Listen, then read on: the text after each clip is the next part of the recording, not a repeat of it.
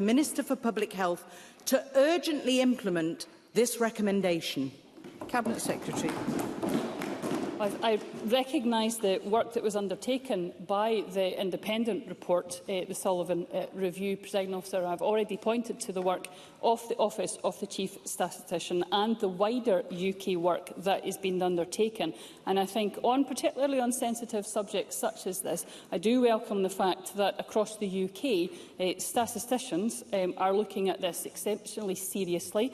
They are looking and continuing with that work as we speak, and it's important that we allow those statisticians to carry on with that sensitive work.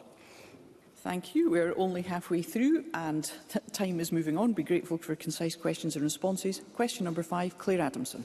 Thank you, Presiding Officer. To ask the Scottish Government what support is available to parents, carers and pupils during the stress of exam time. Cabinet Secretary Jenny Gilruth. Presiding Officer, I recognise that the exam diet can be a stressful time for pupils, and I want to take this opportunity to wish our young people across Scotland the very best of luck as they sit their exams, and particularly to those in Ms Adamson's constituency of Motherwell and Wishaw. Importantly, opportunities should be available throughout the school year for every young person to discuss any stress that they may be feeling as they prepare for examinations, and support around how this can be best managed. Pupils with concerns regarding their exams should contact their school in the first instance. The SQA has also published the Your Exams booklet, which contains helpful information on how to prepare for exams and what to expect. Claire Adamson. I thank the Cabinet Secretary for her answer, and I too wish every pupil well and hope they achieve their ambitions. But does the Cabinet Secretary agree that there is no single path to success, and that it is important to recognise the many routes into careers and fulfilling your ambitions, such as modern apprenticeships, vocational courses and tremendous colleges like New College Lanarkshire in my constituency, who offer articulated routes into career choices? Cabinet Secretary. I thank the member for her question. I very much agree that there is no single path to success, as the member has alluded to, and it is really important that we do recognise and support the many and various different routes there are into fulfilling careers, whether that's through modern apprenticeships, vocational training or further and higher education. The Scottish Government, of course, continues to invest in those pathways, including supporting colleges like New College Lanarkshire in the member's constituency, and high-quality apprenticeship opportunities. In this financial year alone, we are investing £185 million to support foundation, modern and graduate apprenticeships. Now, our commitment to providing that breadth of choice in the senior phase is also reflected in the ongoing growth of school leavers achieving one or more vocational and technical qualification at SEQF level 5 or better, with 35% of 23-24 school leavers gaining a vocational or technical qualification at SEQF level 5 or above. So these new pathways provide a vital role in equipping learners with skills needed for today's workforce and help to ensure that every learner, regardless of their background, has a chance to succeed. Question number 6, Richard Leonard. Thank you, Presiding Officer. To ask the Scottish Government what steps it is taking to ensure that everyone living and working in Scotland lives in accommodation that meets an adequate standard. Minister Paul McLennan. All homes in Scotland must meet the tolerable standard, and where a home is rented, it must meet either the repairing standard for private rented properties or the social housing quality standard for social rented homes. In my previous discussion with Mr Leonard, we recognise there is a gap in protection for some seasonal workers' accommodation in Scotland, and officials were tasked to carry out scoping work to better understand the full context and potential solutions that could be taken forward. I'm grateful to Mr Leonard for feeding into that scoping work, and I'd be happy to meet with Mr Leonard to discuss this work further. Richard Leonard. Can I thank the Minister for that reply? But it took agitation inside and outside Parliament around last year's Agriculture and Rural Communities Act before the Government committed to reviewing the regulation and oversight of tied accommodation for seasonal agricultural workers. Now that it has, when will the Government publish that review, and what urgent and immediate action is the Government taking on the ground for the 2025 season now underway to ensure that seasonal worker accommodation in Scotland is safe and habitable? Minister. There are already some standards in place for seasonal workers' accommodation, and current inspection of accommodation is carried out by the farms and industry through the audit system. This obviously involves farms providing extensive evidence online, as well as site visits from auditors, including inspections of accommodation. Further engagement, of course, with this industry will be required to understand how they deal with issues raised with them and how we can improve on those. And happy to pick up these issues, Mr Leonard, when we meet again soon. Question number 7, Emma Roddick. To ask the Scottish Government what it is doing to support and raise awareness of the Health Passport scheme for those with a learning disability. Minister Marie Todd. Currently, there is no national health passport scheme in Scotland for people with learning disabilities. Some of the organisations that the Scottish Government fund have developed their own version of a passport. For example, PAMIS, who have pioneered their digital passport.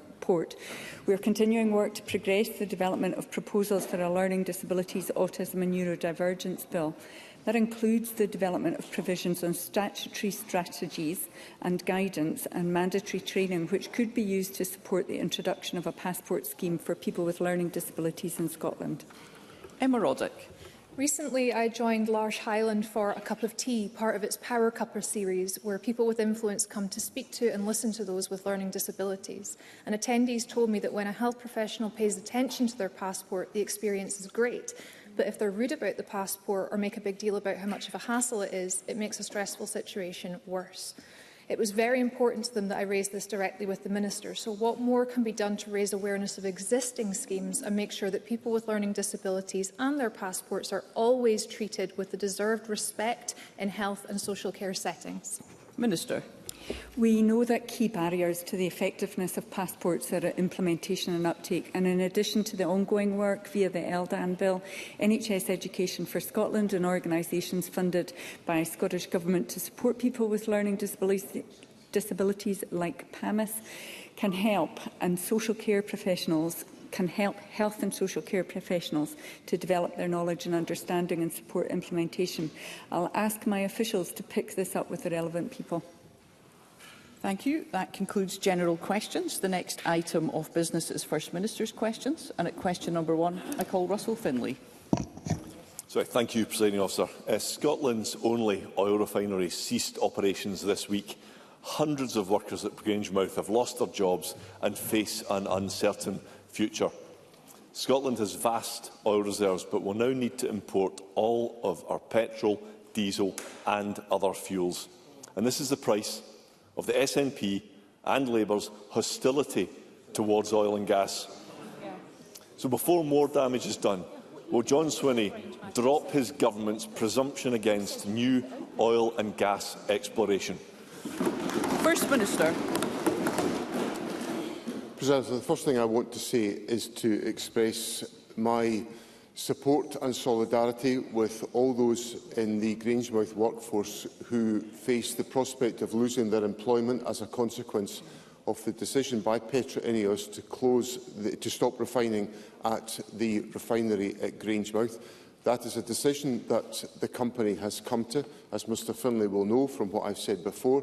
I judge that decision to be premature because I think there is an ongoing need for refining activity. Indeed, refining activity will take place in other parts of the United Kingdom, despite the issues that are faced at Grangemouth. So what the Scottish Government will do is that we will work closely with the workforce. We've done that with Unite the Union. We will support the individuals that are affected. We will take forward the work that has been the source of collaboration between ourselves and the United Kingdom Government and Petra Ineos on alternative business ideas to develop the Grangemouth site as a site that can contribute to the Government's net zero agenda, and of course an early decision on the Acorn carbon and capture and storage project would significantly help us in the efforts that we're taking forward. Russell Finlay. Well, the SNP used to say it's Scotland's oil. Now they just want to stop oil. Nicola Sturgeon opposed the Cambo oil field, while Hamza Youssef opposed Rosebank, even though this would result in higher energy prices and greater reliance on foreign imports. John Swinney personally brought the Greens into government. These dangerous fanatics want to shut down all oil and gas production. Mr Finlay, I'll just remind you of the need to treat other members with courtesy and respect.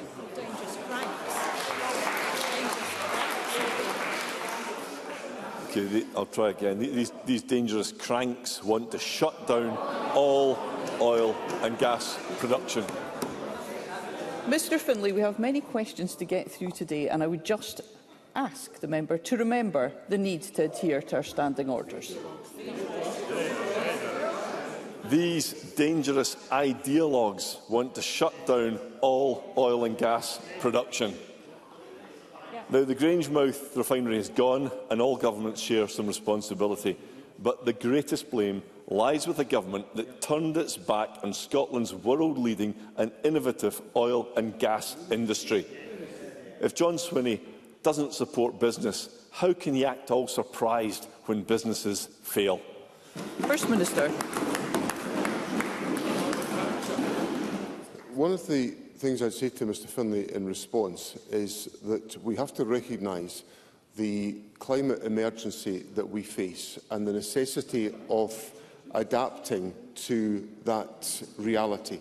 Now, I know that the Conservatives are involved in a pivot on net zero, and they in fact want to deny the climate challenges that we face. But the underpinning point that I would make to Mr Finlay is at the heart of the approach the Scottish Government has taken on the consideration of any further developments in the North Sea oil and gas sector is that any decision must be the subject of a climate compatibility assessment. Now, that is what the courts have now said is required to take place. And the judgments that have been undertaken by the courts, which have led to the United Kingdom Government having to revisit some of their process for determining these applications, is because of the importance of that point of the climate compatibility assessment. So we cannot deny the realities of what we are facing as a society. What this government will do is support industry to transition to that reality, and the best thing that we can do, the best thing we can all do in this Parliament, is argue for the approval of the Acorn carbon capture and storage project, which the Conservatives refused to authorise when they were in office. The quicker we get Acorn approved, the better for Scotland's climate strategy. Russell Finlay.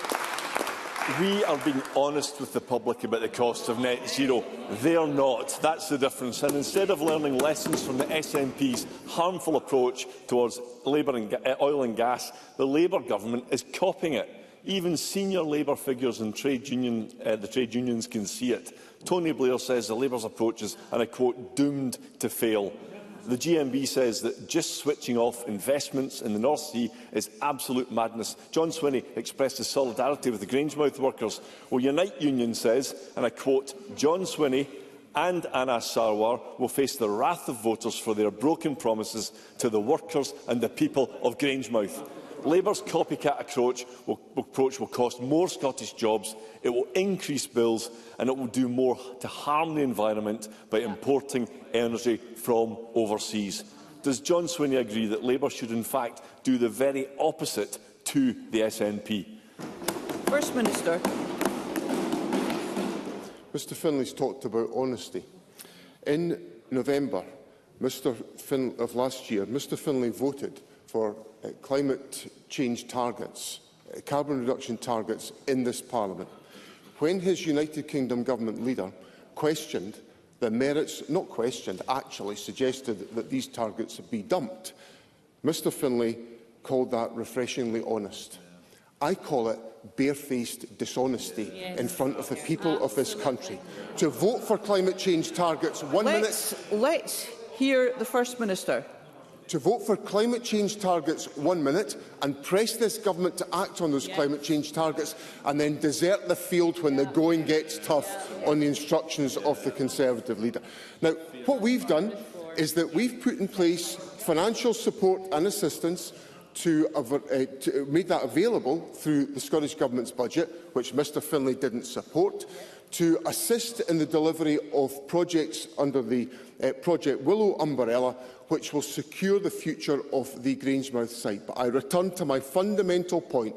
The quickest and best thing that can happen is approval of the carbon capture and storage project at Grangemouth, and I hope Mr Finlay will make up for the failure of the Conservative Government and support my call for that today. Thank you. I would just remind all members of the need to treat one another with courtesy and respect and be very careful about the language we use to describe other members. Russell Finlay.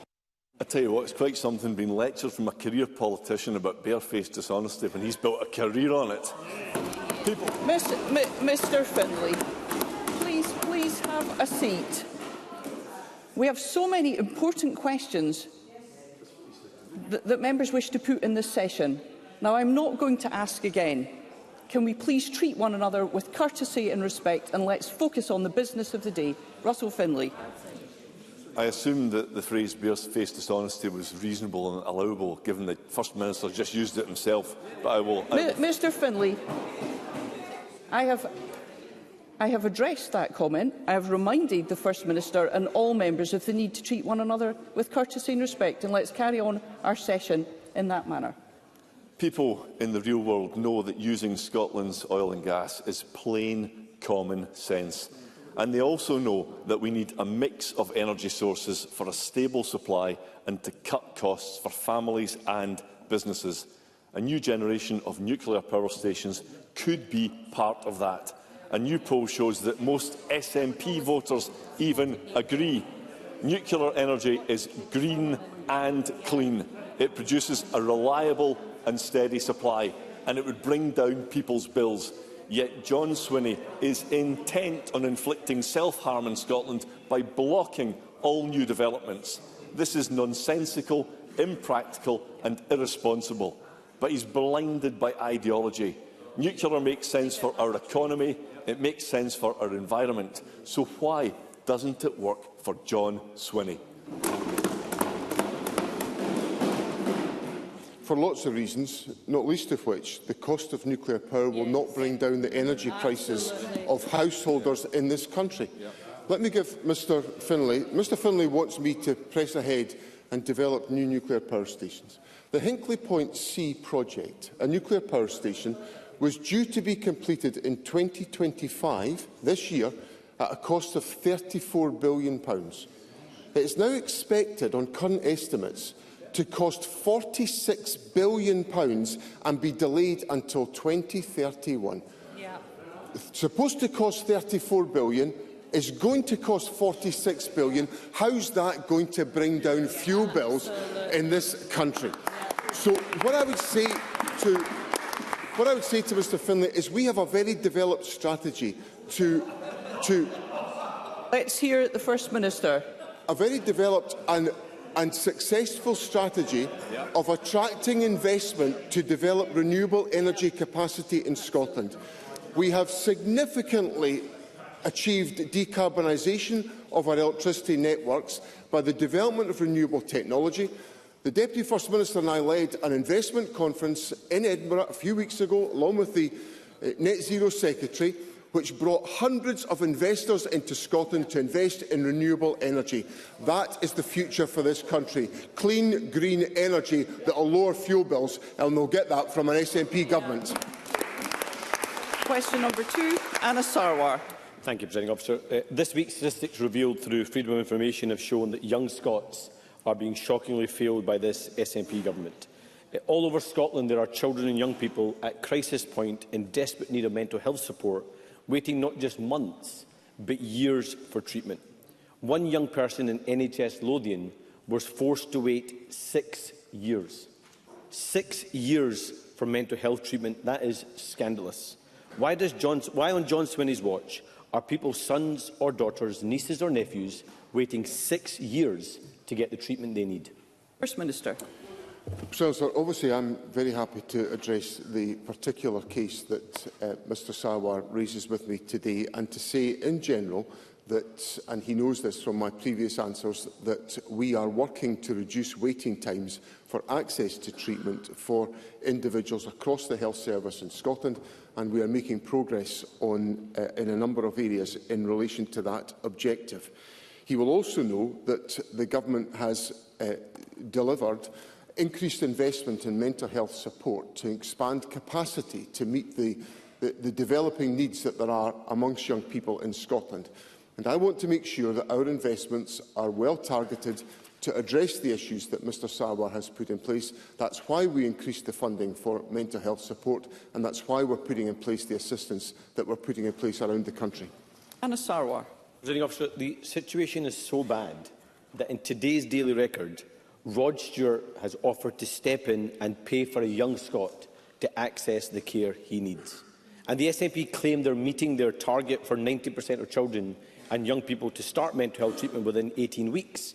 But we can reveal that they are fudging the numbers and things are much worse than they're letting on.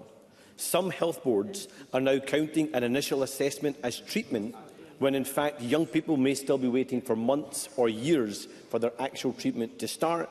And now they're removing autism and ADHD diagnosis from CAMHS waiting lists. The SNP are fiddling the figures. Why does John Swinney think it's acceptable to mislead the public when it comes to our young people and their mental health treatment?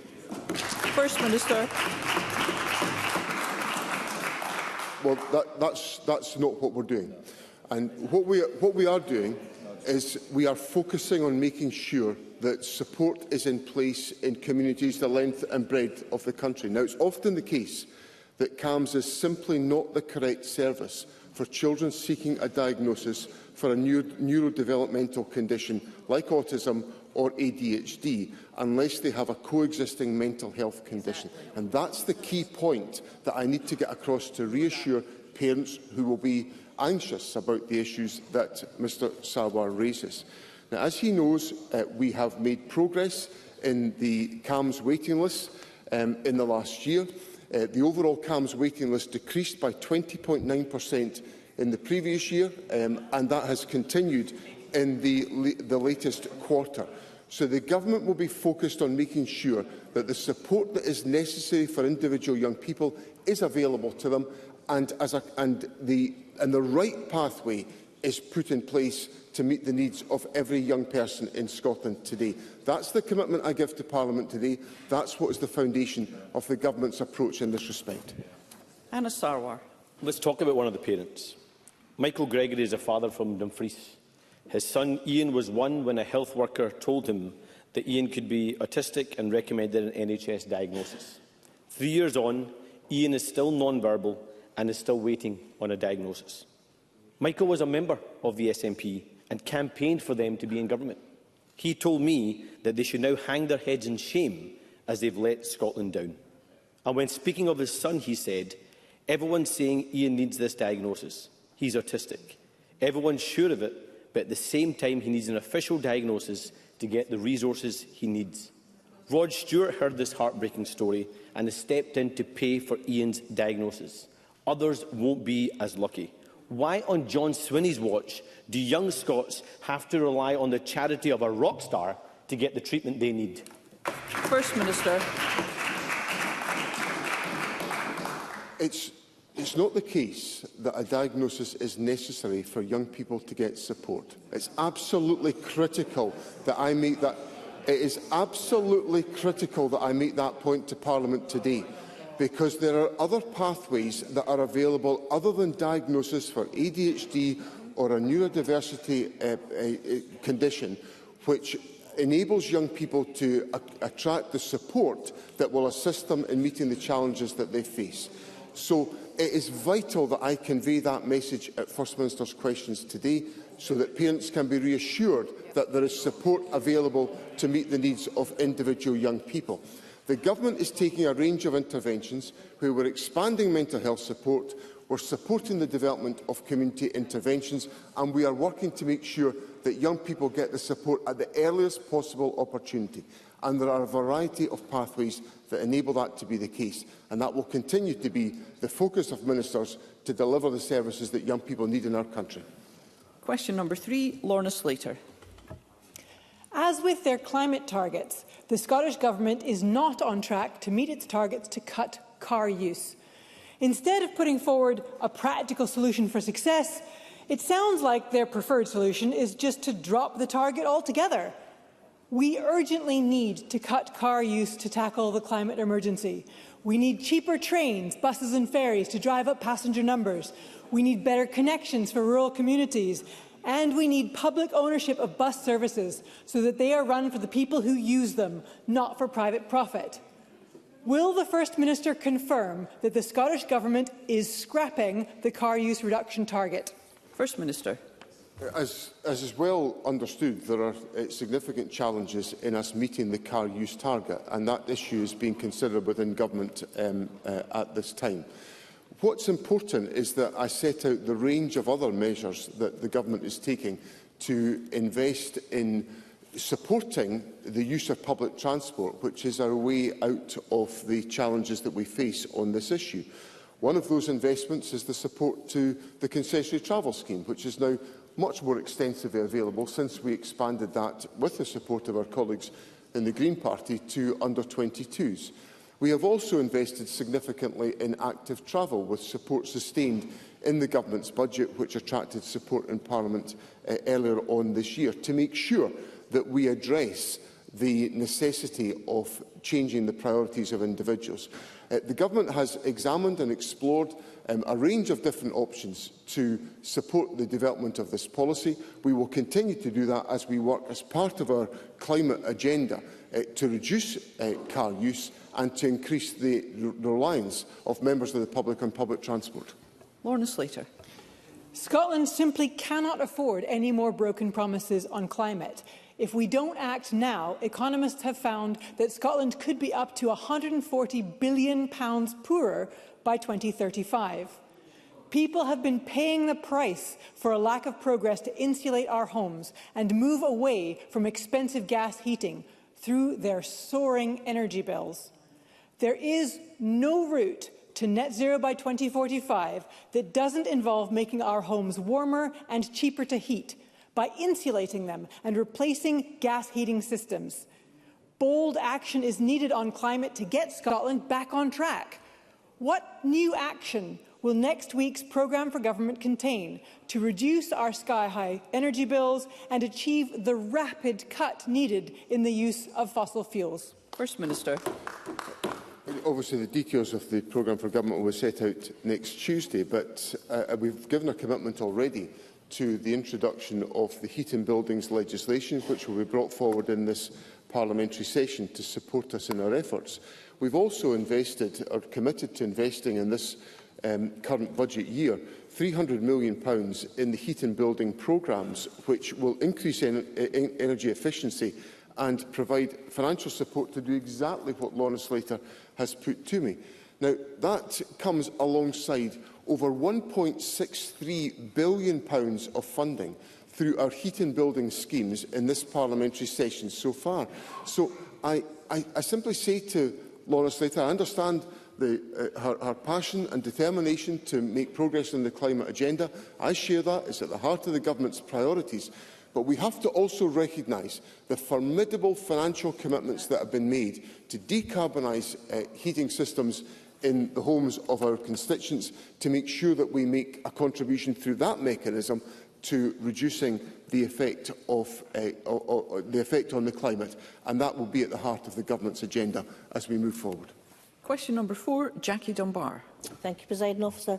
To ask the First Minister what assessment the Scottish Government has made of any implications for its work to grow Scotland's economy of the EY Item Club Spring Forecast, which downgraded expectations for UK output over the next 2 years. First Minister. Presiding Officer, the EY Item Club forecast reflects the negative impacts that global trade disruption and uncertainty will have on the economy, highlighting the need to commit ourselves to Europe and its single market. We will continue to do all we can to support businesses and households through these challenges. Our programme for government will be focused on delivery, including targeted initiatives to boost Scotland's economic prospects now and for the long term, in particular sustainable and renewable energy resources to draw in new investment and create rewarding and well-paid jobs. Jackie Dunbar. It's becoming increasingly clear to the Chancellor that we can't cut our way to growth. The Labour Government must urgently abandon its tax on jobs and the austerity fiscal rules that it is operating under. Does the First Minister agree that abandoning these measures is key to unlocking greater investment in our economy, and can he speak to the actions his government has taken to stimulate growth? First Minister. Presiding Officer, the United Kingdom Government has taken on fiscal targets which they inherited from the Conservatives, which I think are enormously damaging to a growth agenda. And they've compounded that error by adding to it the increase in employers' national insurance contributions, which is going to be a further depressant on growth within the economy. And I think the conflict and the contradiction between the agenda, the rhetoric about growth and the reality of decision-making is becoming ever more apparent. It's ever more apparent because of the global economic challenges that we face. And the programme for government will set out additional measures the Scottish Government will take to build resilience in the Scottish economy, to support our economy to be internationally focused and with an international outlook, and to make sure that we support and encourage innovation within the Scottish economy, which is the route to success for Scotland. Murdo Fraser. Thank you, Presiding Officer. One of the key issues holding back economic growth is the high cost of energy, which we've already discussed in the Chamber today. Last year, the Scottish Government were very enthusiastic about the idea of zonal pricing of electricity. Is that still their view? First Minister. There's got to be a careful assessment of the impact of zonal pricing on a variety of different factors. First of all, will it bring down energy prices for householders, which is the absolutely critical and urgent priority? Will it secure the necessary investment in the future of our energy systems? Will it enable us to contribute towards the economic growth and economic development agenda? I notice that Mr Fraser is asking me this particular question when he is associated with a party that has presided over sky-high energy prices in this country and has done absolutely nothing about the problem. Question number 5, Edward Mountain. Thank you, Presiding Officer. To ask the First Minister, in light of the reported high demand for neurodevelopmental assessment services, when the Scottish Government plans to publish the report on the work that it funded on the 5 tests of change across Scotland, which concluded in March 2024. First Minister. Presiding Officer, following development of the neurodevelopmental specification, which aims to ensure that children and families receive timely support that meets their needs, the Scottish Government has provided £1 million of funding across Highland, Fife, East Lothian, Aberdeen City and Forth Valley for projects to test and support implementation. A report on the 5 tests of change will be published this summer. Edward Mountain. Well, not imminently then. In the Highlands, we have a situation where the Health Board has a neurodevelopment assessment waiting list of 1,958 young children. That's 4 times greater than it was 3 years ago. NHS Highlands say some children will have to wait in excess of 5 years to even get an assessment, and it will take some 15 years to fully clear the existing waiting list. Does the First Minister consider it is acceptable that some children will go through their entire school career waiting for an assessment, or for parents to have to fund private care to ensure their children get the most from their schooling? First Minister. President, as Mr Mountain will know, NHS Highland was supported with funding for a time-limited test of change, which concluded, as I said earlier on. A new neurodevelopmental pathway is in development with local partners to address exactly the issues that Mr Mountain has put to me. I would encourage NHS Highland to progress this work using the £7.1 million of funding they receive as part of the overall funding given to NHS boards by the Scottish Government to support neurodevelopmental services. I stress the importance of us seeing a range of different interventions, some of which are assisted by the counselling services that the Government has funded in schools. We continue to provide £16 million a year to local authorities to ensure that there are counselling services in every secondary school in Scotland, and we are maintaining financial support through the mental health assistance that we have in place. So all of these factors are contributing to addressing the issues that Mr Mountain puts to me. Pam Duncan-Glancy. Thank you, Presiding Officer. The First Minister sets out that all of these things are addressing the issue. There are currently 9,000 school-aged children awaiting a diagnosis in Glasgow. At the same time, the IJB in Glasgow cuts mean that planned ADHD pathways have been shelved and vital pilot programmes cancelled. The First Minister can say there are pathways, but these 9,000 children are stuck waiting, some of them for years. So can I ask the First Minister, what does he say to the 9,000 people on the waiting list in Glasgow? Exactly what pathways are there available for them, and when can they expect to get their diagnosis? First Minister. Well, I come back to one of the points that I made to Mr Sarwar in my earlier responses, that not all of these young people require a diagnosis to make progress in addressing the circumstances that they face. And therefore, we have got to have available a range of different community-based interventions which are supported by some of the financial assistance that I've set out to make sure the needs of those young people are met at the earliest possible opportunity. As a consequence of that, the Government is working to ensure that we have those mechanisms available in all localities to ensure that young people can access those services, and that's what the purpose of the funding that I've set out in my response to Mr Mountain is designed to achieve. Question number 6, Mark Griffin.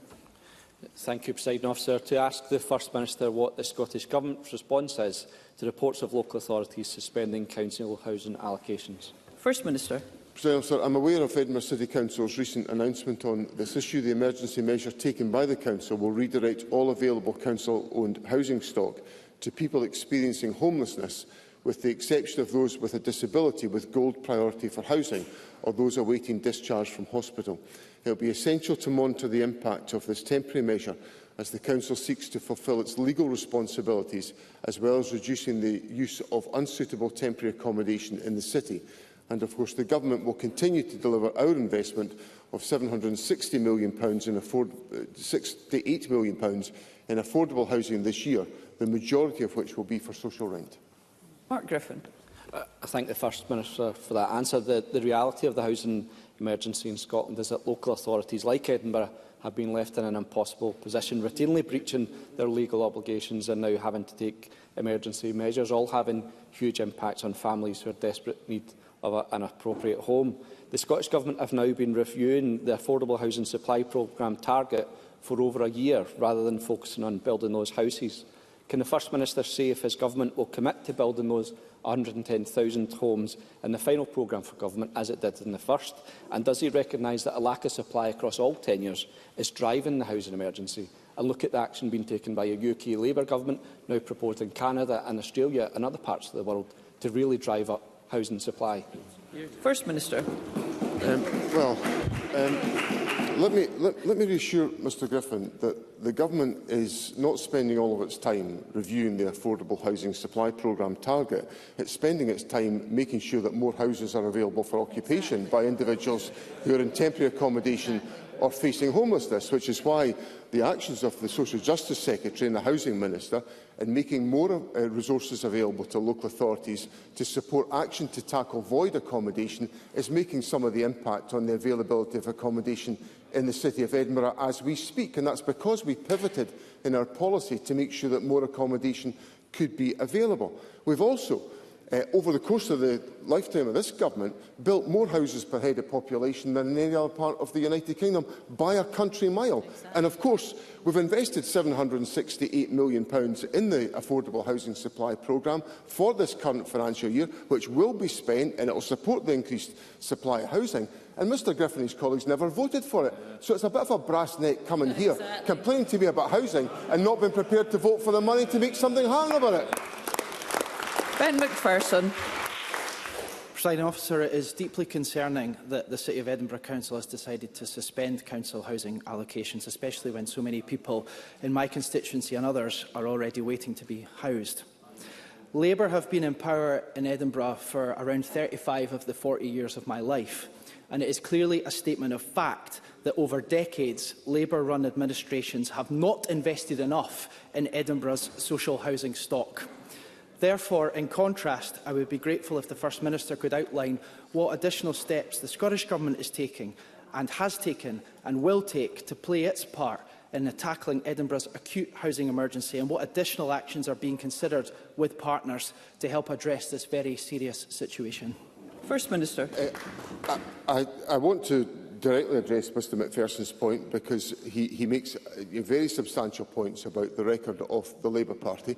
Since we declared the housing emergency last May, we've prioritised working most urgently with 5 local authorities, which includes Edinburgh City Council, to accelerate and accentuate the interventions in Edinburgh to address the very significant issues that Mr McPherson puts to me.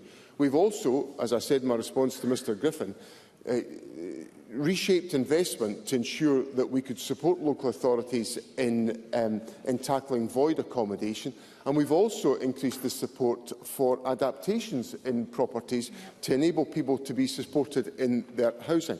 I also very much appreciated the opportunity to discuss these issues with Mr Macpherson when we visited the Granton site some weeks ago, where the Government put in £16 million of investment to enable the development of a site on the former Granton Gasworks, which will lead to the creation of, if my memory serves me right, over 800 affordable homes in the City of Edinburgh.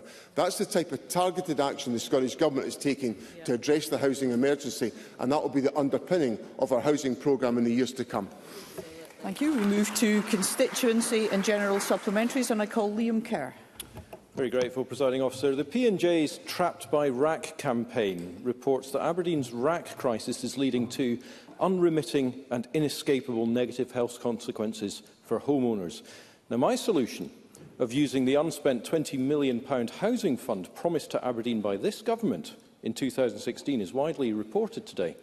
So does the First Minister support my solution, and will he commit his government to doing everything it can to help the Tory homeowners? First Minister.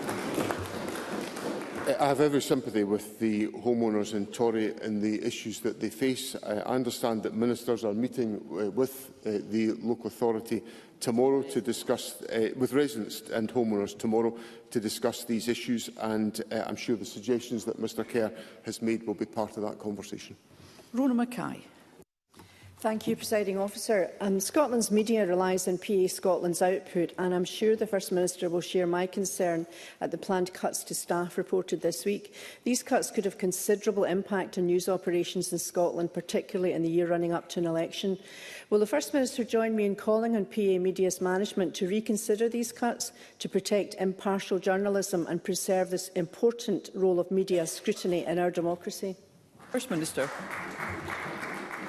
So let me join with Rona Mackay in indicating support for the importance of the role that PA Media and PA Scotland's output forms in the reporting of events and political discourse within Scotland. PA staff are an integral part to the authoritative and reliable reporting of events and political engagement. It's essential for our democracy, and it supports the availability of information to news organisations the length and breadth of the country. So I have written to PA Media urging them to reconsider these proposals, and I do hope the organisation is able to take a different approach which will ensure the independence and the long-term sustainability and resilience of news reporting in Scotland through PA Media. Carol Mockin. Thank you, Presiding Officer. Alcohol harm continues to be a key concern in Scotland. In East and South Ayrshire, an area which I represent, a combined total of 50 lives were lost to alcohol in 2023. Today, a briefing signed by over 70 organisations has been published which calls for urgent action on alcohol harm. It states that the current Scottish Government action is not proportionate to the scale of the problem and makes a range of recommendations around early diagnosis for liver disease and funding for recovery, treatment and support services. Can I ask the First Minister whether he will be considering this important briefing's proposals as he prepares to publish the programme for Government next week? First Minister. These issues and representations will be taken very seriously by Government. We obviously engage through the alcohol and through our support on this effort through the alcohol and drug partnerships around the country, with which Carol Mockin will be familiar in the communities that she represents. We obviously have taken a number of measures to tackle alcohol harm already within our society, and we will continue to consider what further measures we can take. I recognise that the measures that we have taken so far have not addressed all of the circumstances that we face, and we must be open to some of these suggestions that are made. There is, I think, space here for us as a Parliament to find areas of common ground to try to make progress on this agenda, because it requires long-term intervention and action, which is a combination of public awareness and also healthcare and support services to meet the needs of individuals. Audrey Nicholl. Thank you, Presiding Officer. Scottish Renewables this week published their latest supply chain impact statement, which showcases a diverse range of businesses working across Scotland's renewable energy supply chain, including Apollo, GQS and Turnin Energy in Aberdeen. Will the First Minister join me in welcoming this report, which represents nearly 10,000 jobs? And can he also outline how the Scottish Government is supporting the renewable energy supply chain to capture economic benefits for Scotland? First Minister. I join Audrey Nicholl in welcoming the report. The Government, of course, has a long-standing commitment to support supply chain developments in renewables. Indeed, that was very much a focus of the investment conference I referred to earlier on. We're investing up to £500 million over 5 years to anchor our offshore wind supply chain in Scotland. We have also been successful in securing major investments such as Sumitomo at NIG, the investments at Ardésir by Haventus, and there are a number of other projects that are in active development to secure supply chain benefits to Scotland from the significant opportunity of renewable energy. Sue Webber. Thank you, Presiding Officer. At Net Zero Committee this week, Sarah Boyd from Lothian Buses made clear that there is a link between the increase in antisocial behaviour on the Lothian bus fleet and under-22 bus passes. Can the Minister provide an update on progress to find a mechanism to remove the under-22 concessionary pass from those that cause persistent antisocial behaviour? First Minister. Work is underway to develop this, and if we were to take this step, there would be the likelihood of secondary legislation being required to enable a mechanism to be put in place to enable that to be the case. So these issues are being considered by the Government actively. I would also say, for completeness, that of course the under-22 bus travel initiative has been enormously successful. It's attracted a huge amount of participation and it's increased the mobility of young people, and the overwhelming majority of young people exercise their participation in the under-22 scheme wisely and thoughtfully and effectively. And we have to be prepared to tackle unacceptable behaviour, but we also have to applaud young people for the positive contribution they make to our society. Faisal Chowdhury. Thank you, Presiding Officer. I was contacted by a constituent with epilepsy who is not eligible for a driver's licence. For identification, they use the Citizens Card ID, which is part of the Proof of Age Standard scheme, but find themselves refused service from many places which have a blanket policy for this ID. Does the First Minister share my concern that my constituent is being unfairly treated due to their condition, and would he direct ministers to improve acceptance of the Citizens Card for those who don't have the licence? First Minister. I'll certainly look at that point. It's not a point with which I'm familiar, but I'll look at that on Mr Chowdhury's behalf if he'd like to supply me with some more details about the specifics to enable that to be the case. Obviously, there are various mechanisms that are available for individuals, not least of which the under-22 concessionary scheme. I'm not sure the age of the constituent Mr Chowdhury puts to me, but if he would like to write to me, I'll certainly consider those issues. Kenneth Gibson. Thank you, Presiding Officer. Fraser Vanden Institute research has found that almost half of Scottish firms are hiring fewer staff because of the increase to employer national insurance contributions imposed by the UK Labour Government. This tax on jobs takes a wrecking ball to the Scottish Government's ambition of growing Scotland's economy. Can the First Minister advise what discussions ministers have had with their UK counterparts regarding the impact of Labour's unwanted tax hike? And has the Labour Government shown any sign of listening to the concerns of Scottish businesses, charities and the public sector? First Minister. This has been an issue that's been raised on a sustained basis by the Finance Secretary with the United Kingdom Government. I agree with Mr Gibson's analysis and commentary that the increase in employers' national insurance contributions is going to deflate employment opportunities within Scotland, and I very much regret that. It will be another impediment in the agenda of delivering economic growth in Scotland, and the focus of the Government, given the enormous external challenges that we face, is to make sure that we do all that we can to support economic growth, and it would assist us enormously if the UK Government changed their position on employers' national insurance contribution rises. Douglas Ross. Thank you, Presiding Officer. This week, Scottish Teachers for Permanence published their 2025 report about probationary teachers and their views. It makes grim reading. 80% of those surveyed are set to end their probationary year without a permanent job. over 75% are set to tell us that they are not feeling supported during the time they should be supported most. And once they've qualified, these highly trained teachers are saying, in their own words, they are being thrown onto the supply pile, scrambling for scraps of work with no security, no permanent role, and in some cases, not even guaranteed supply work. The Scottish Government has said supply is a choice, but that is not true. So can the First Minister tell us, if his government truly value education, why are they abandoning the next generation of teachers at the very start of their careers? First Minister. Well, we're not doing that. The Education Secretary met with the Scottish Teachers for Permanence in November, and they discussed a range of the issues that Mr Ross raises. We have, of course, seen an expansion in the number of school teachers in post since 2014, and the number of permanent posts has remained stable at more than 80% over the last 10 years. Obviously, decisions about employment of teachers are taken by local authorities, and the Government works closely with local authorities to ensure that we increase levels of permanence within the teaching workforce, so that the investment that's made in training high-quality teachers can be used to the benefit of pupils around the country. Paul O'Kane. Thank you, Presiding Officer. Earlier this month in my West Scotland region, in two horrific incidents just days apart, two young girls were brutally assaulted by other teenagers. The incidents were recorded and shared widely on social media, and I'm sure that the whole Parliament will agree that such incidents are completely unacceptable and will join me in the concerns that these are now an increasing list of similar incidents across the country.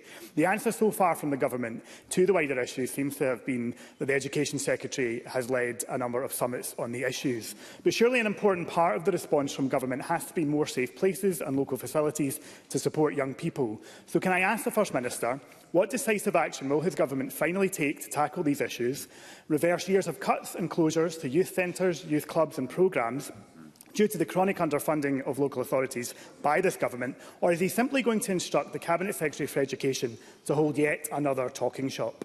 First Minister.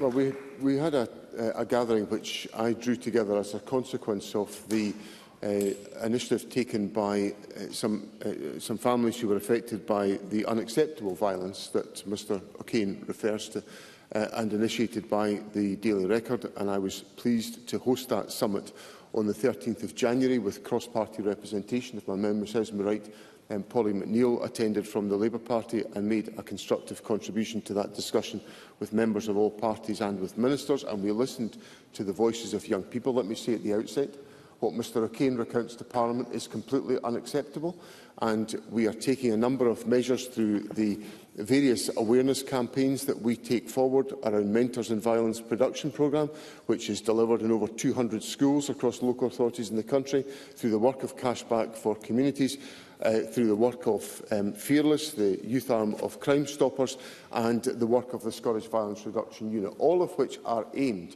to create a culture in which the issues that Mr O'Kane sets out are not happening to young people.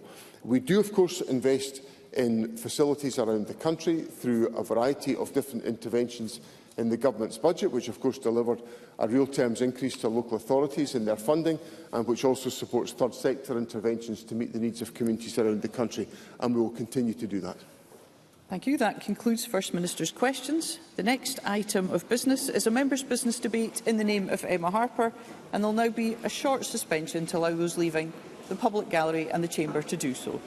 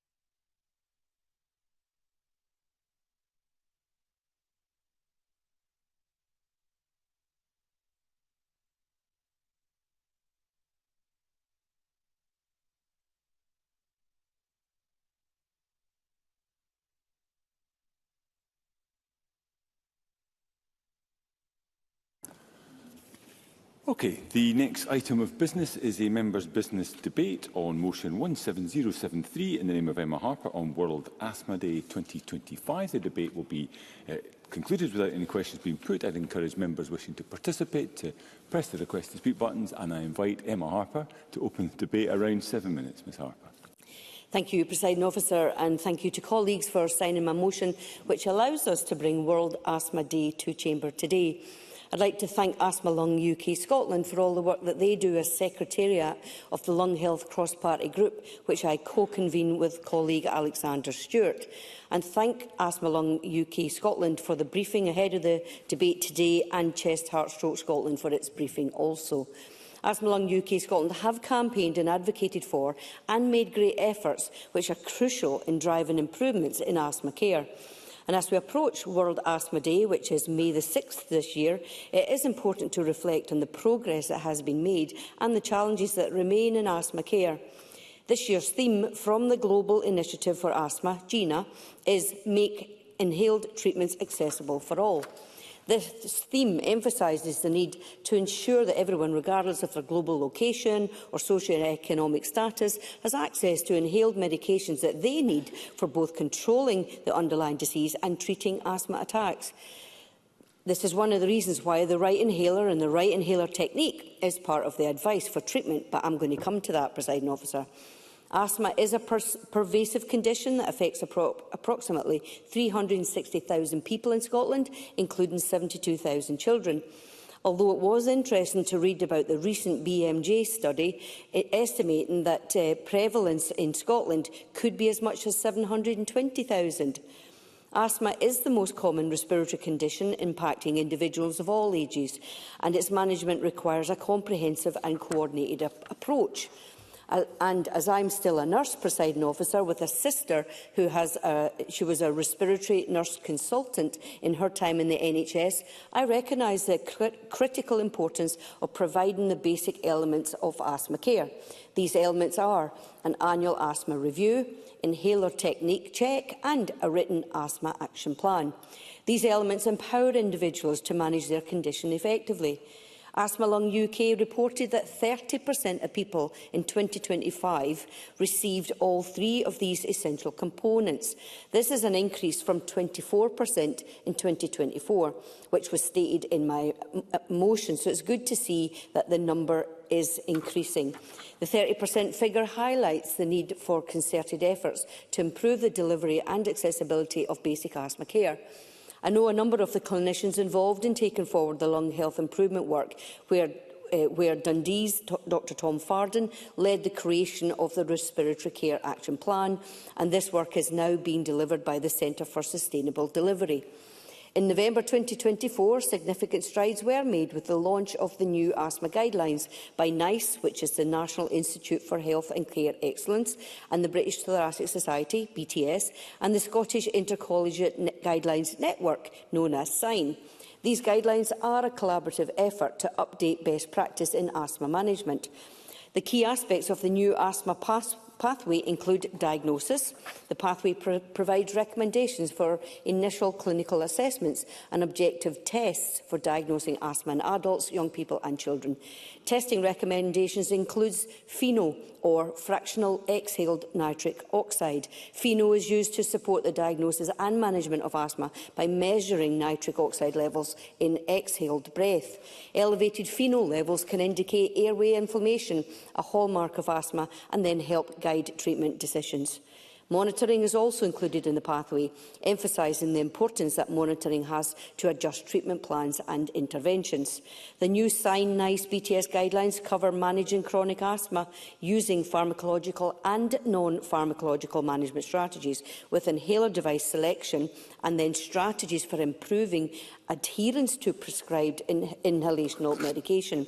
As the guidelines include Also, managing acute asthma with recommendations for managing exacerbations.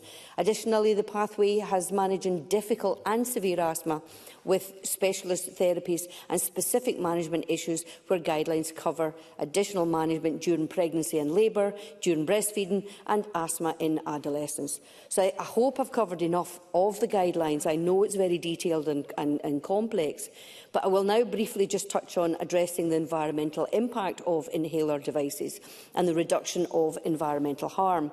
I know one inhaler manufacturer that is transitioning its pressurised metered dose inhalers, PMDIs, to a new low global warming potential propellant, HFO 1234Z. HFO 1234Z has a global warming potential of 99.9% lower than those used in conventional inhalers. This change of propellant for the multi-dose inhalers aims to reduce the environmental impact of respiratory medicines. And we must consider the recycling potential for the inhalers themselves also. Some are relatively easy to recycle and don't have a lot of components, but some have multiple plastic components, glued, fixed and manufactured thousands of miles away before reaching the end user. While the new guidelines offer a roadmap for improved asthma care, challenges do persist. And in turning to deaths from asthma, in 2023, Scotland recorded the highest number of asthma deaths in over 30 years, a sobering reminder of asthma's potential severity. And this situation underscores the need for continued vigilance and dedication to improving asthma prevention, diagnosis, treatment and care across the country, including in NHS Dumfries and Galloway and NHS Borders. A lot to cover, Presiding Officer, and a few minutes doesn't do justice for all of the work that the expert NHS clinicians do every day to support their patients, and I thank them for that. So I look forward to hearing an update from the Minister. She's been excellent at engaging with the Lung Health Cross-Party Group and kindly provides us with much of her time at the health events, including for asthma, which I have hosted here in Parliament. This World Asthma Day is an opportunity to recommit ourselves to ensuring that everyone with asthma has access to the care, treatment and support they need to live life fully and as healthily as possible. Thank you. Thank you, Ms Harper. We move to the open debate. I call first Maurice Golden to be followed by Claire Adamson in around 4 minutes. Mr Golden. Thank you, Deputy Presiding Officer. And let me begin today by thanking Emma Harper for securing this debate on World Asthma Day 2025. I also want to thank Asthma and Lung UK for the incredible work they do on asthma and respiratory conditions in general. Quite rightly, they are campaigning for lung health to be treated as a national priority, and it's not hard to understand why when we look at the numbers. The motion today refers to figures from Asthma and Lung UK that around 360,000 Scots are afflicted with asthma. A recent study published by the British Medical Journal estimates the actual number could be up to double this. And whilst manageable for many, we should not underestimate the seriousness of asthma as a condition. Since 2014, more than 1,000 Scots have died from asthma attacks, with the figures in 2023 being at their highest in more than 30 years. The thing is, many of these deaths are preventable, but only if we take the right action, such as providing the basic treatment steps outlined in today's motion. This consists of a patient action plan, education on proper inhaler technique and an annual review. It is a vital combination because asthma requires daily attention, even if someone otherwise feels well, in order to mitigate the risk of asthma attacks. So, it's deeply concerning to see what the research from Asthma and Lung UK says about this. Last year, just 30% of Scots received all three basic elements of treatment, which was slightly behind the rest of the UK at 32%. We need to see more progress being made, so it's obviously a concern that the Respiratory Care Action Plan appears to have been shelved. Perhaps we might hear from the Scottish Government today on the possibility of a new lung health strategy to allay these concerns. Just as I hope we hear more about the action on tackling air pollution, an issue that many of those with asthma readily say makes their condition worse. Common complaints include feeling breathless, wheezy and having symptoms triggered. Such is the case of one of my constituents, reported in the press, Audrey Glenn from Dundee, who has raised the impact of localised air pollution from coal fires is having on her. She sees her garden fill up with smoke, triggering coughing and forcing her to reach for her inhaler. She makes the perfectly reasonable point that house coal fires aren't suitable for built-up residential areas in this day and age. Happy to. Emma Harper. I thank Maurice Golden for giving way and appreciate you speaking in the debate today. Do you think that low emission zones will help contribute to cleaner air within our cities, which might help benefit people who have got asthma, especially asthma that might be triggered by poor air quality? Always through the chair. Maurice Golden. Thank you. I thank the member for that intervention. I think what was clear from yesterday's debate is we need the data to signify that and ensure that low emission zones as a mechanism for improving air quality needs to be verified, and we need to see the data, and it has to be an evidence-led approach on those aspects of it.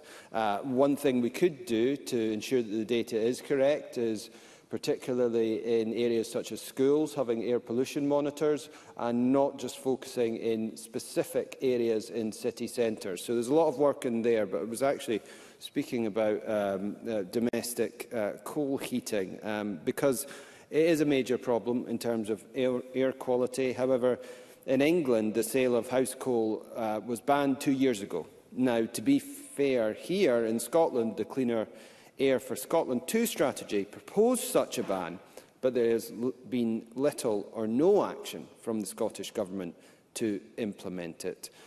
For me, it seems like an obvious move to make, and consumers and householders would not be disadvantaged, but the air quality would certainly benefit. So Scotland has some catching up to do, both on the treatment and prevention fronts, and I would urge ministers to take advice of Asthma and Lung UK and treat asthma and respiratory conditions as the national priority they are.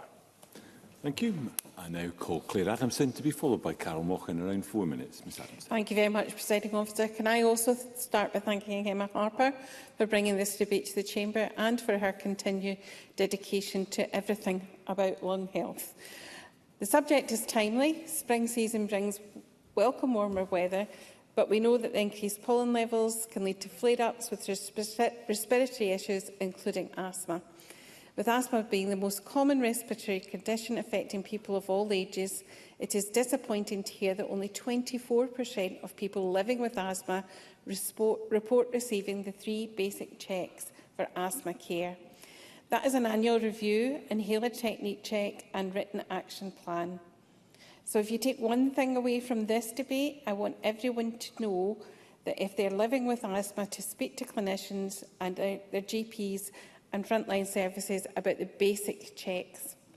Asthma is a relatively well understood condition and it is common, but as Maurice Golden said, that does not mean it should be treated lightly. As this debate motion notes, 2023 saw the highest number of deaths in Scotland caused by asthma in 30 years, and that speaks to the seriousness with which we should all treat the basic checks and the importance of advocacy of the Global Initiative for Asthma and charities such as Asthma Plus Lung UK. I believe we are taking respiratory health more seriously. Air pollution is now getting much needed prominence in public policy, and air pollution has been a recurring subject at the cross-party group on accident prevention and safety awareness, which I convene, which I have the privilege to convene, and we tend to raise it in the context of child safety. That is why planning proposals around schools and nurseries need to be cognisant of the particular danger that air pollution presents for children. The Chamber may remember the awful case of Ella Adu-Kissi Deborah. Ella died following an asthma attack in 2013, with an inquest later finding air pollution as a material contribution to her death in London. This was the first time in the UK that air pollution had been recognised as a factor in such deaths. The levels of nitrogen dioxide, as we hear Emma Harper talking about, near Ella's home had exceeded World Health Organization and European Union guidelines. Her mother, Rosamund, understandably could not describe her settlement as a win in this situation, given the unimaginable tragedy inflicted on her family, but gives a stark emphasis on the importance with which policymakers, legislators should treat clean air strategies. Rosamund's sobering words, after a mammoth legal saga, said that the fact that in 2024 children continue to die from asthma is not acceptable. Ella's death was preventable. Indeed, according to the Global Initiative for Asthma, most of these deaths are preventable. Asthma is one of the most common chronic non-communicable diseases that affects over 260 million people and is responsible for over 450,000 deaths each year worldwide. Managing the condition and managing attacks is often a matter of basic accessibility to inhaled treatments. That brings the focus of this year's World Asthma Day theme into sharp relief. Make inhaled treatments accessible for all. Again, I thank Emma Harper and those that have contributed to the debate this afternoon, and I hope it will have gone some way to raise the importance of the management of asthma to those who will be watching the debate. Thank you, Presiding Officer. Thank you, Ms Adamson. And I call Carol Mochan to be followed by Gillian Mackay. Around 4 minutes, Ms Mochan. Thank you, Presiding Officer. And I also thank Emma Harper for bringing this really important debate to the Chamber. And I know that the member has great knowledge and skills in this area, and I really praise the ongoing work that she is committed to carrying out in the Parliament, and I know beyond as well. Scottish Labour welcomes World Asthma Day 2025 and recognises this year's theme, as others have said, make inhaled treatments accessible for all. This, as we have heard, is so important because 2 out of 3 asthma-related deaths are preventable. We know that asthma is one of the most common chronic non-communicable diseases, and today we are reminded of its prevalence in Scotland. Whilst there is no cure, most people can control their symptoms well with asthma inhalers and other medicines, improving their overall quality of life and outcomes. And this is why this year's theme is so important. It emphasises the need to ensure all sufferers can access inhaled medication and appropriately manage the disease, which is crucial in reducing the frequency and severity of attacks. However, the Asthma and Lung UK survey found that only 30% of sufferers reported receiving all 3 basic provisions of asthma care in 2025.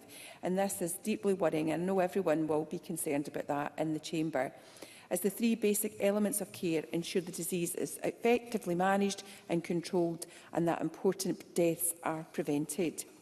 Now, I want to turn, if I can, to inequalities. We know that women have a far worse health outcomes for men in many cases, and in respiratory health this is no different. Women are more likely to have asthma, have more severe symptoms, and are more likely to die from their asthma. Many women experience a worsening of symptoms around menstruation and are at risk of potential fatal asthma attacks every month. But there is very little research and understanding in this area. During last year's debate, I raised the point about data and the lack of an accurate collection method or an agreed reporting system across health boards in Scotland.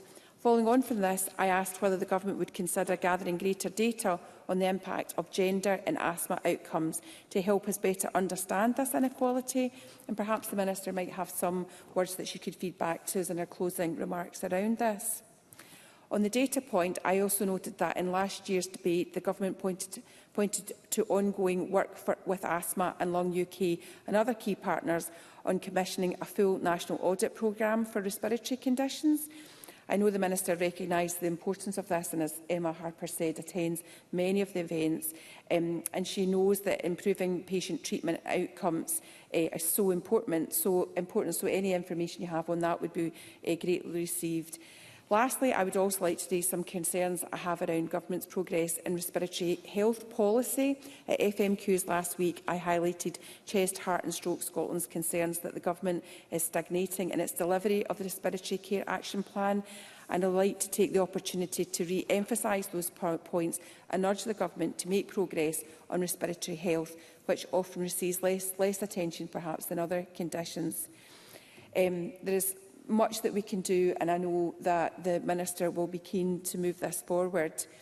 The respiratory outcomes in Scotland remain comparatively worse to others in other European countries.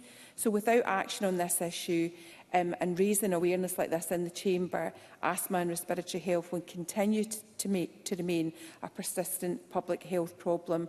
And I know that's not what anybody in this Chamber would like. So working together, I think, is really important. And again, I really thank Emma Harper for bringing this to the Chamber.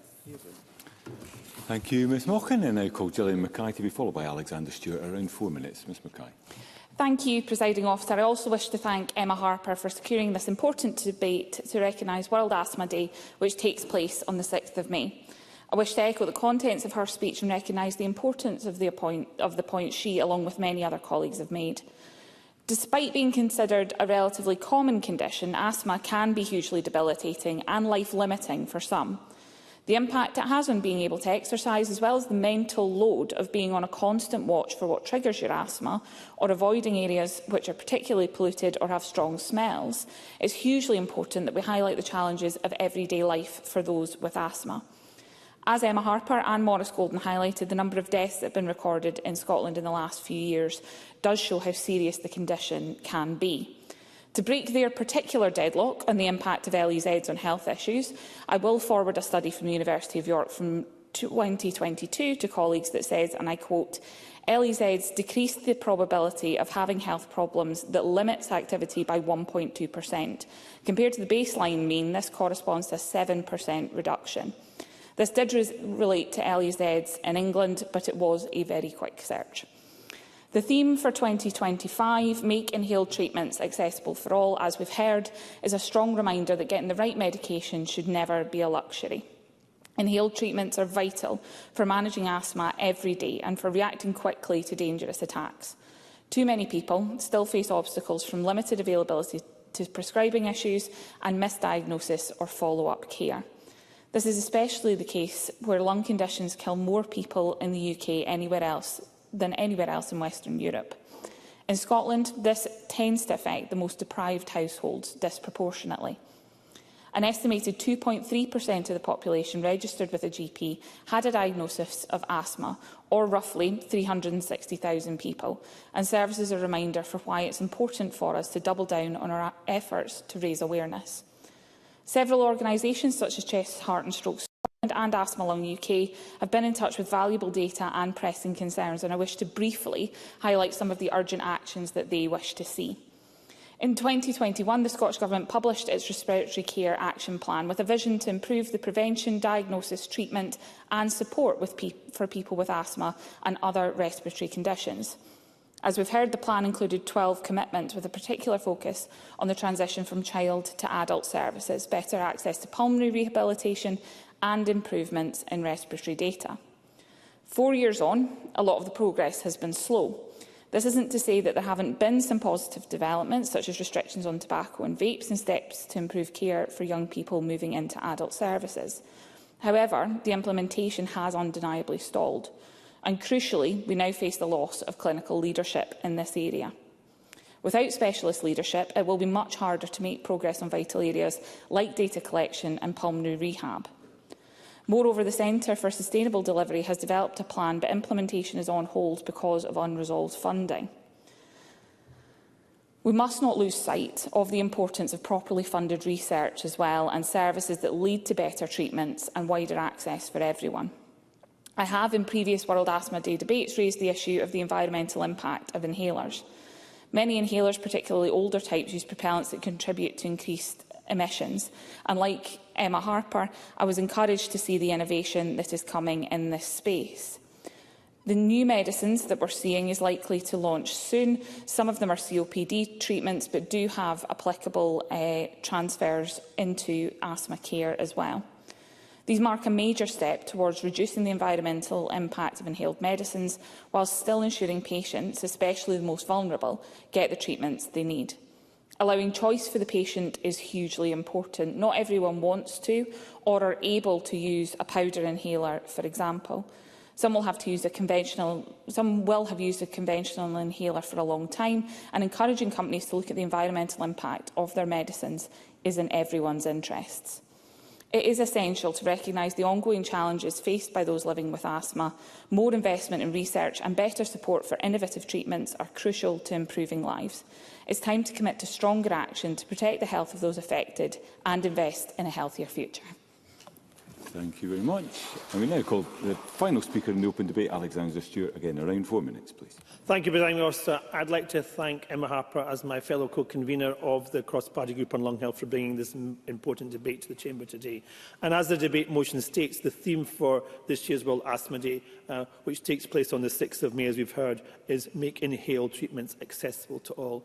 The asthma charity themselves have long been calling for that, Presiding Officer. They encourage the use of preventer inhalers, and everyone who has asthma emphasises the importance of prevention, airways inflaming and the risk of asthma attacks. They also promote alternative inhalers, which appear to be safer and more effective than the traditional blue ones we've had in the past. And if we take a look at the detail that's been recommended, it becomes apparent that's why the recommendations make such good sense. Asthma Lung in UK highlight the very evidence that they have that prevention is so important, and the managing of the inflammation and reduces the risk of asthma attacks. We've heard today about the difficulties that individuals have and the air quality they have to manage. But to advocate the moving away from common blue inhalers and the fact for air or MART inhalers really has a real benefit to the individual. The importance of the correct inhaler technique cannot be stressed enough either, Presiding Officer. It's vital to ensure that the medication reaches the user's airways correctly and provides the most benefit.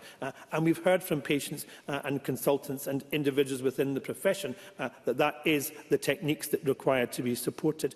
And I have within my own region across Mid-Scotland and Fife, BZZ, Clackmannanshire, and in Fife itself we've got BZZ Dunfermline, Glenrothes, Leven and Kirkcaldy, and they all are there to support individuals who have asthma or CPOD, and they also offer support and encouragement for coaching when it comes to using inhalers and making sure that they're being effective. And whilst this is very important, it's also essential that the access is discussed, because access still is a problem. The subject has been brought up time and time again in the cross-party group and has also been discussed with patients and health professionals, and we've also had the Minister for Health Minister there to discuss that. So, however, there are still struggling individuals to obtain the basic treatments within some parts of the region, and that's vitally important. We've heard today also about pheno, which has been discussed, and I think that that's an area that needs to be looked at and progressed. And I look forward to hearing where and what is being consulted on. I strongly agree with many of the recommendations that are coming forward. The Scottish Government must have a basic duty of care to ensure that pathways are available for everybody. We've touched on the pathways before, but not all areas of Scotland have the same pathway as it's been reported, and I think that's vitally important. We've talked about today that in 2023 we saw the highest number of asthma deaths recorded in Scotland for over 30 years. Now that is a major issue, and we've talked about air quality, we've talked about people's living conditions and the whole attitude that we have, but there needs to be some clarity as to how we're managing that across many of our locations and regions. So clearly something must be done that ensures that this matter is urgently tackled, and I look forward to hearing from and acknowledging the positive work that the Government has attempted to do from the Minister when she sums up. But there are still, as I've said before, many areas that we still require to progress, and I look forward, as I say, to hearing from the Minister. But the cross-party group has been doing exceptional work, and as I say, I once again pay tribute to my co-convener Emma Harper and Asthma Lung UK, because we are challenging this on a regular basis and we continue to move things forward, and that has been really quite inspirational to meet and discuss with clinicians and professionals and individuals who suffer. They come and they tell us the real world that they're living in on a day-to-day basis. So it's vitally important that we take on board all their concerns, and as I say, I look forward to hearing what the Minister has to say in her summing up. Thank you. Thank you, Mr Stewart. And I now invite Jenny Minto to respond to the debate. Minister, around 7 minutes. Thank you, Presiding Officer.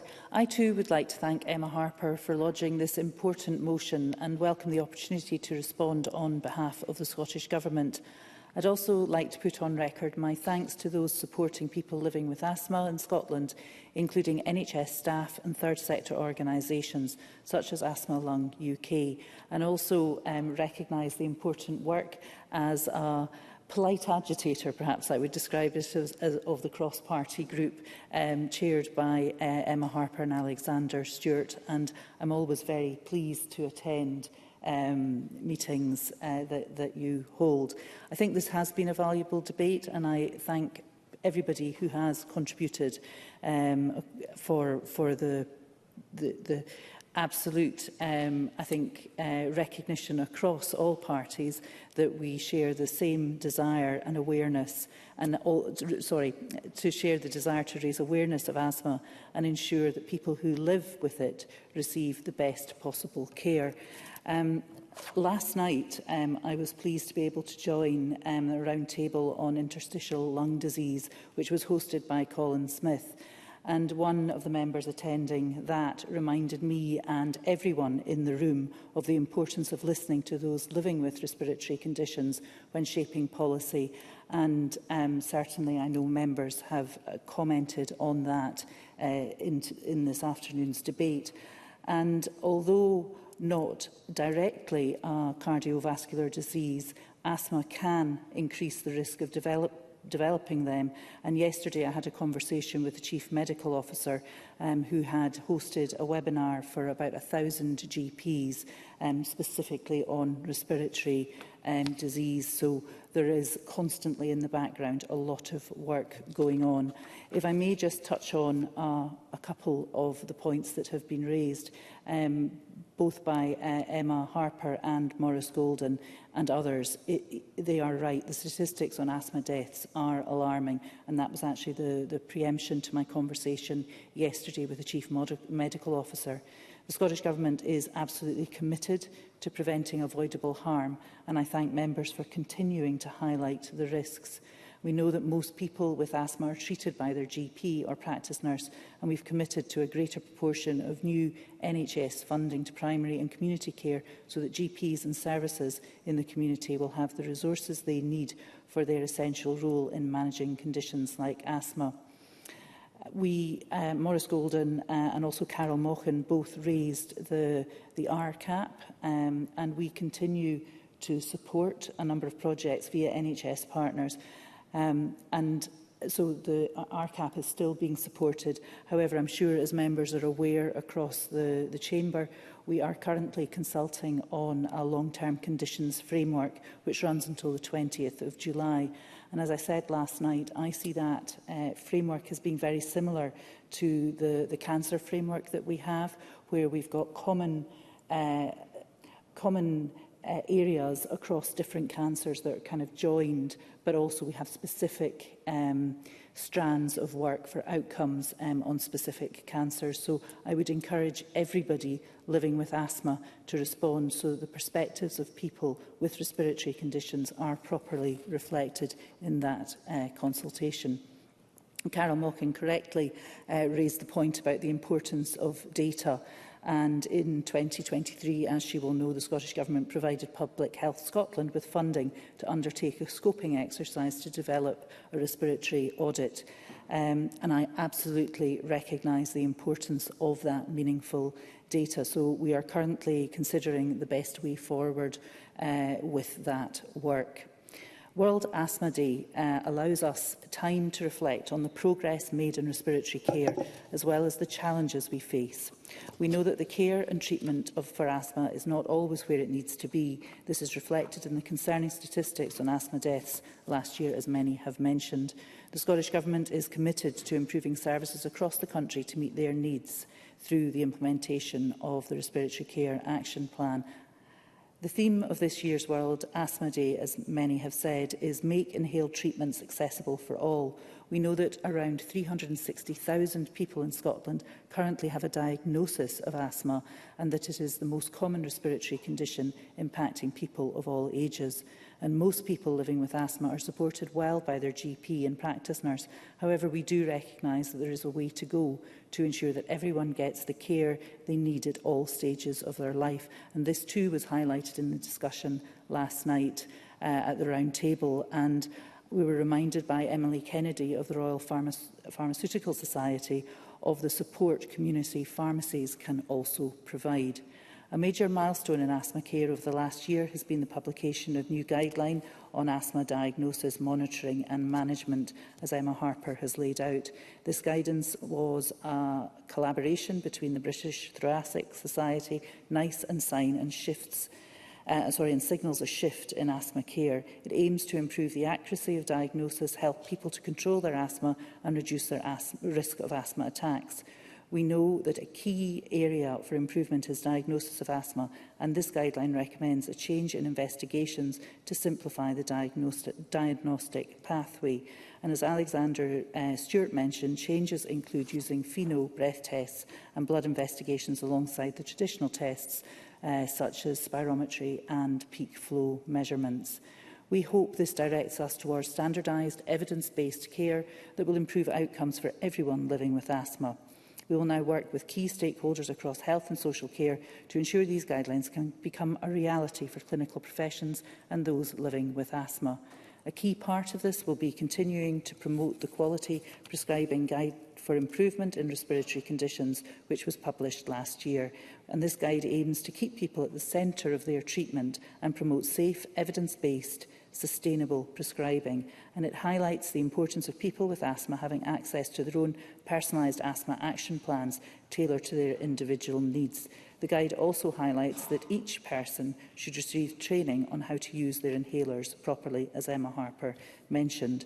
We understand that for those living with asthma and other conditions, that environmental factors play a huge role in their daily lives, as Claire Adamson laid out so well in referencing the sad death of Ella in London.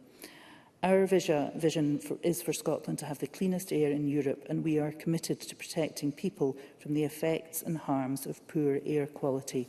For example, the introduction of low-emission zones in our 4 largest cities from 2022 was a key initiative in further improving urban air quality. And I note the point that a number of members made about air pollution monitors in other locations, and I will speak to colleagues in government with regards to that. Scotland also has a range of world-leading tobacco control measures, as Gillian Mackay noted. We are committed to creating a tobacco-free Scotland by 2034 and welcome the reintroduction of the UK-wide tobacco and vapes bill that will help us to achieve our ambitious target as smoking rates continue to decline. This suite of prevention measures will help people to better manage their condition, but also support us to prevent respiratory disease in future generations. Presiding Officer, I would like to close by reiterating our commitment to ensuring that everyone living with asthma in Scotland receives the best possible treatment, care and support. We know that there's still more to do in respiratory care, and we can improve by better understanding the needs of people living with asthma, as I was so eloquently reminded last night. Thank you. Thank you, Minister. That concludes the debate, and I suspend this meeting of Parliament until 2:30.